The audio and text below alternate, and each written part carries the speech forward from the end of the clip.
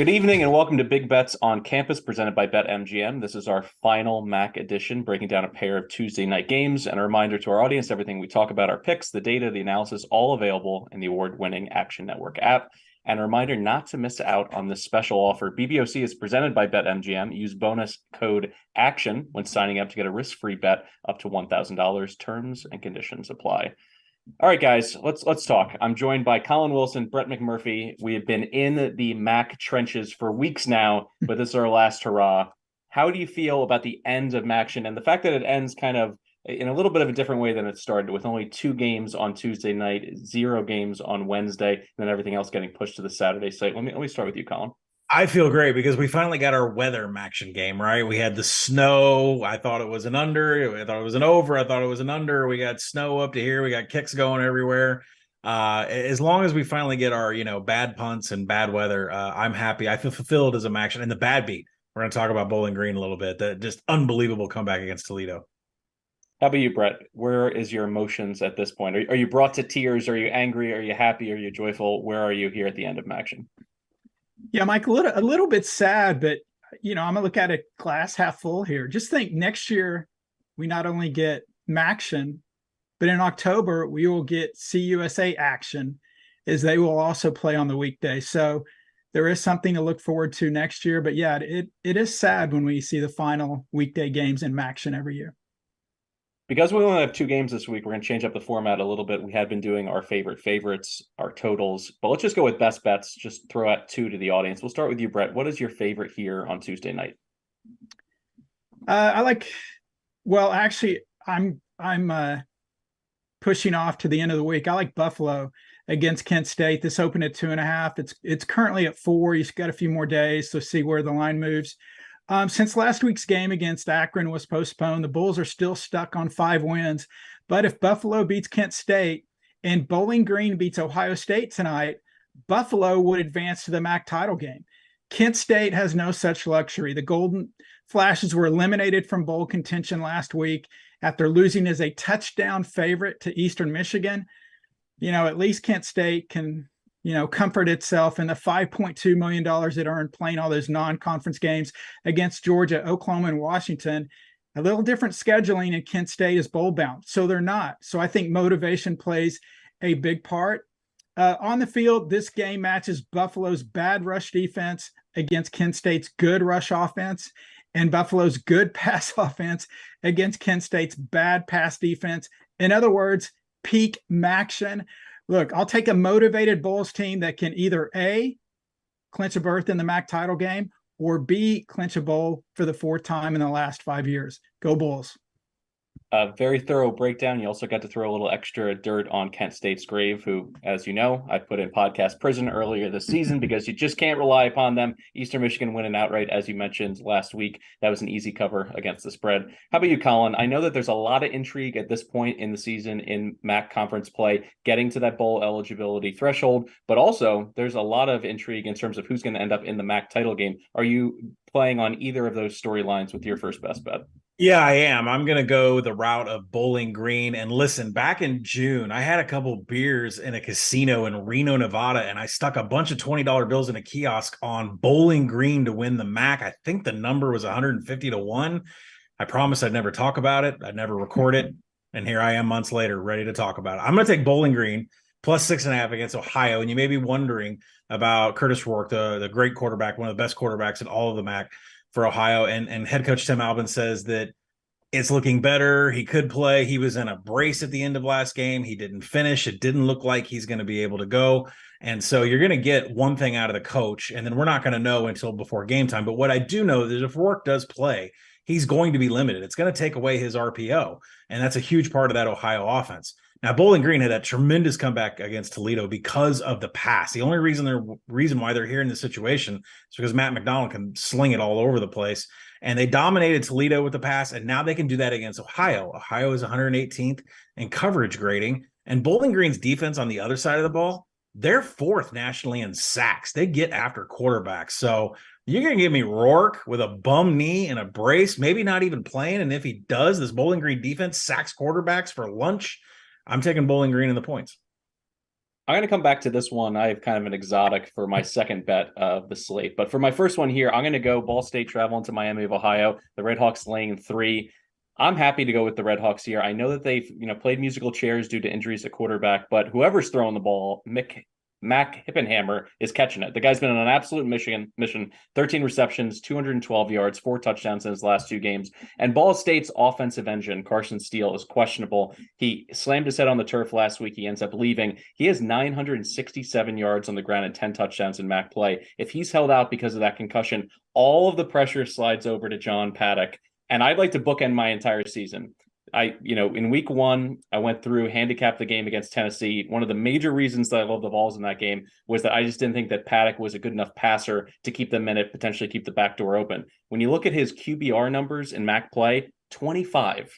Touchdown to interception ratio, 12-7. He's taken 11 sacks in MAC play, sub 6 yards per attempt, and completing just 58% of his passes in conference play. I don't think he's going to be able to get it done in this spot. I know that Avion Smith is not quite the same passer that Gabbert is, but regardless, I think the Redhawks are going to be able to get it done here. Collin, what do you think about this play and kind of a Miami of Ohio team that's been difficult to handicap this year and to kind of get a grasp on because they've not quite had that true offensive identity the whole season? Yeah, so when you switch out quarterbacks, some that are pro style, some that are dual threat, then it kind of changes the makeup of your offense. And they've been a really tough handicap, but I'm going to save them for our second best bet. I'm also going to have a play on that game. All right, how about your second one here, Brett? I know that you went to the weekend. Are you going back to the same well in MAC play? No, I'm going to fall down a different well this time. I'm going to tonight's Ohio Bowling Green game, and Collin laid out a lot of the reasons that I like under on this game. And Collin, if you need Bowling Green to win, then you're rooting against my Buffalo pick off the top of the show. So I really appreciate that. If Buffalo wins, Bowling Green is eliminated from going to the MAC title game. Good news for Bowling Green is when they play this game, they still think they have a shot. This game will have huge implications. And always, I love the cliche huge implications. Has anyone ever said this game has small implications? Sorry, I'm sidetracked. If Ohio wins, they're in the MAC title game. If Bowling Green wins, Buffalo loses, they're in. The weather should be decent, near freezing temperatures tonight, but no real wind issues. But with what's at stake here with such huge implications, sorry, there's that cliche again. I think both teams will play conservative, which will help keep this under, and a lot of the same factors that Collin mentioned about Bowling Green's defense. So I'm going under tonight, Ohio and Bowling Green. It could be the fact that the World Cup started, and when I see certain soccer bets, I get excited to potentially use them in other sports. But the double result, it's a very popular bet on the pitch. I like the double result in Bowling Green, Ohio. I like Bowling Green to lead at half and then Ohio to come back and win the game at plus 580. And this is how I see it. Whether it's Rourke, as you mentioned, Collin, playing with a bum knee, or CJ Harris, I think the coaching staff is going to try to protect either quarterback, play more conservatively, and keep the ball on the grounds. Then when you break down, it was interesting to me. I kind of had this feeling, before I pulled out the stats and looked at it. But Ohio's coaching staff has been great in the second half of games this year. They're averaging 17 points per game. That's 18th nationally. Bowling Green, on the other side, 8.9 points per game, 115th nationally in the final 30 minutes of games. So the fact that I'm banking on fading the Falcons here, I think that's the way to go about it at this price point, getting close to 6-1. And also, they're coming off a miracle win against Toledo. It's difficult to keep up that kind of incredible offensive efficiency when it matters, down the stretch. So I'm going to go with that as my exotic here. What's your final play here to match up your best bet, number 1, with number 2? Yeah, I'm going to go back to Calabrese. I'm going to go back to your very first bet with the Miami game. I'm going to say Miami of Ohio and Ball State on the under 44. Yes, it opened and it is steamed down, but it's steamed down for good reason. There's injuries and key roles on both sides of the ball. You mentioned Carson Steele for Ball State and Brett Gabbert, the quarterback for Miami of Ohio. And if we do get Avion Smith in at quarterback, that's a dual threat quarterback that's really kind of he likes to rush the ball, not really so much throw. His touchdowns always come on the ground. And if that's so, then that's just going to eat up a whole bunch more clock. But Ball State is top 20 against explosiveness and passing downs. So whether it's Smith, what other quarterback there is for Miami of Ohio, it's going to be really hard for the Redhawks to get down the field, explosive fashion, especially when they get behind the chains. And then, both defenses are going to dominate in finishing drives. Now, finishing drives is scoring opportunities past the 40-yard line. Miami's 14th in points per scoring opportunity on defense. They've been great at keeping opposing teams from getting on the scoreboard, and then on offense are outside the top 100 and getting points up on the board. That's the reason why this Miami of Ohio team is 8-3 to the under this year, because they have problems offensively past the 40, and they have a really stout defense when they're up against it. Under for me, 44. I have a question here for you, Brett. I know that you provide, weekly bowl projection, I think really from September onward. Is the MAC one of the most difficult ones to figure out? Because there's just a log jam of teams, at that 6 and 7 win threshold. And then is it set in terms of any conference language about who gets it? Or is it just purely on the bowl sponsors to say, hey, I would like to have this team as opposed to another? Well, as long as they have 6 teams with at least 6 wins, those 6 teams are guaranteed a bowl slot, and they have 4 of those bowl trips are already lined up. So the 2 others are wild cards; they can go anywhere. But yeah, the MAC is crazy right now because there's a number of teams that haven't got to 6 wins. We've got a game tonight, the Ball State, Miami, Ohio. The winner of that game will go to the bowl. The loser is obviously out. And then the Buffalo situation, they had the cancellation with their game with Akron, or they could be bowl eligible right now. So it makes it very tricky. But yeah, the MAC is one of the hardest ones. The group of 5 is crazy because of all the different places they can potentially go. They aren't locked in like the Power 5. But yeah, the MAC, that will definitely go down to the wire on who goes where.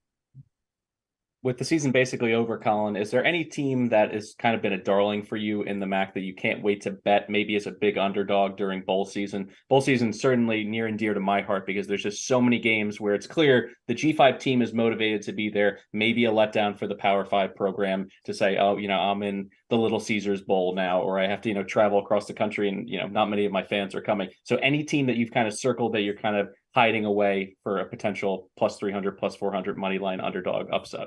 The problem is my 3 favorite teams are all dealing with injuries. So over at Action Network, we'll make sure you guys are all updated on injuries when we go into bowls, where they slot, where I think the market's going to go against these teams. But the 3 that I'm specifically talking about, Carson Steele for Ball State was going to be a darling in bowl season.